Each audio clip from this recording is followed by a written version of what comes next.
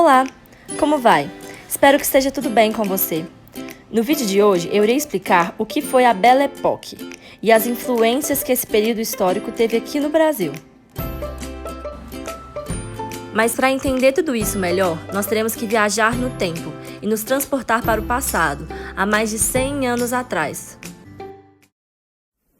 A Belle Époque foi um período histórico que durou de 1871 até 1914. Em 1871, foi anunciada o fim da Guerra Franco-Prussiana, que unificou a Alemanha. E em 1914, foi anunciado o início da Primeira Guerra Mundial.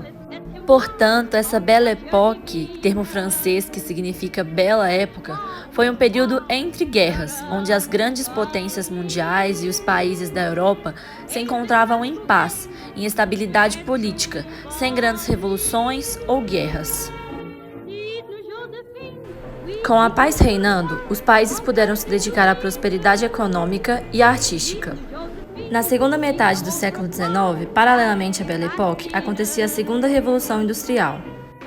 Além da Inglaterra, outros países também investiram na industrialização, como a Bélgica, França, Alemanha, Holanda, Estados Unidos e Japão. Com o uso intensivo do petróleo, a produção se tornou ainda mais rápida, aumentando as quantidades e as diversidades dos produtos fabricados. A indústria têxtil cedeu espaço principalmente para a automobilística. Essa forte industrialização foi responsável pelas inovações e invenções tecnológicas da Belle Époque. Os meios de comunicação e os meios de transporte se tornaram ainda mais rápidos e eficientes.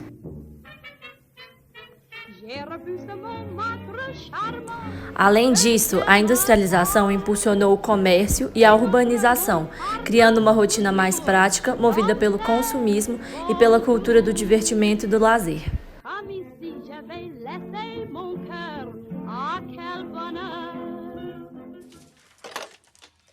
Hello, this is Mr. Carson, the butler of Downton Abbey.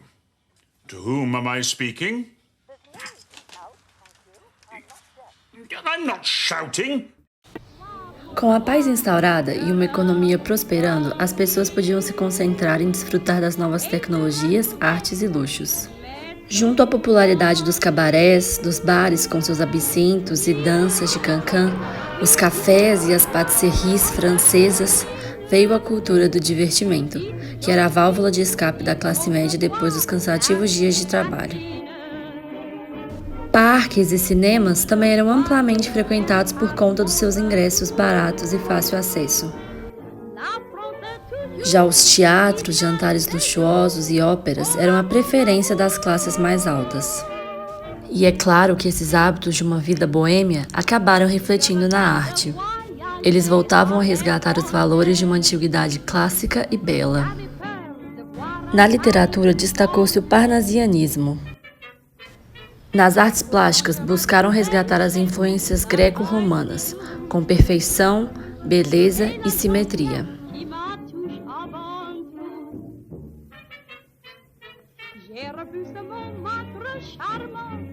Da mesma forma, aconteceu na arquitetura, que possuía construções simétricas, perfeitas e belas, com pilastras e adornos rebuscados.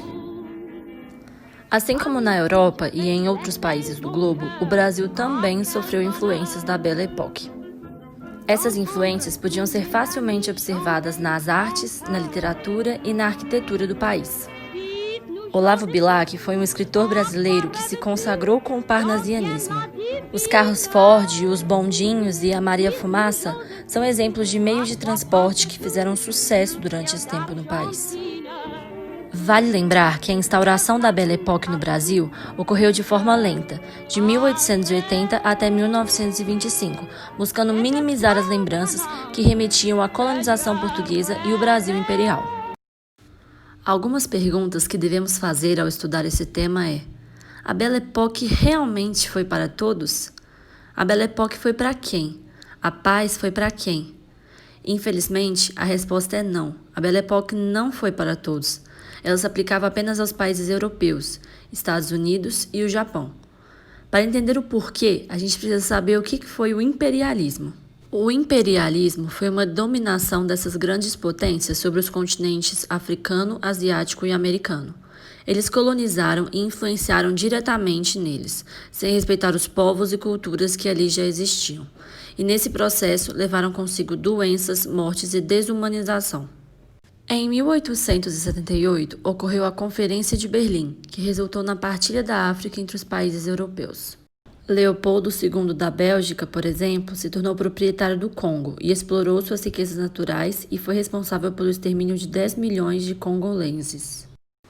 Os europeus, japoneses e norte-americanos acreditavam ser uma civilização e raça superior, e por isso cabia a eles levar cultura e educar esses povos considerados selvagens. O escritor de O Livro da Selva, Rudyard Kipling, era um crente fiel dessas teorias raciais e, inclusive, escreveu o poema imperialista O Fardo do Homem Branco.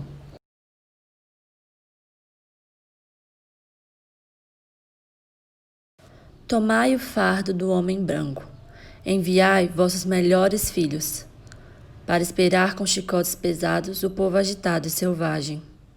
Portanto, esses territórios dominados viviam em conflitos em busca de liberdade e na luta pela sobrevivência. O Brasil é um deles.